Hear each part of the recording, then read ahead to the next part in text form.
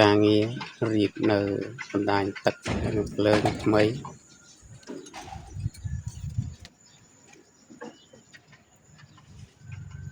នេះគឺវីដេអូខ្សែភ្លើងយក25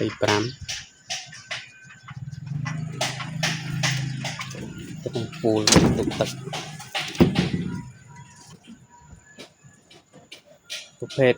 ការងារនេះគឺជាផ្ទះជួលដោយសារគាត់ធ្វើ4ជាន់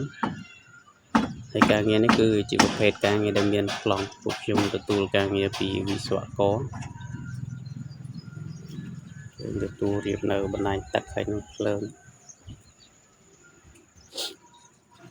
នេះគឺបន្ទប់ទឹកជួលនេះ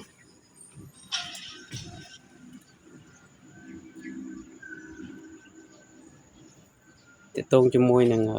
សេវាកម្មរៀបចំនៅបណ្ដាញទឹកភ្លើងបងប្អូននៅក្នុងរាជធានីភ្នំពេញអាចទាក់ទងមកក្រុមជាងយើងខ្ញុំបានចង់រៀបនៅបណ្ដាញទឹកភ្លើងថ្មីឬក៏ជួសជុលនៅទឹកភ្លើងចាស់ហើយបងប្អូនអាចទាក់ទងបានបងប្អូនខ្លះផ្ទះរបស់គាត់រត់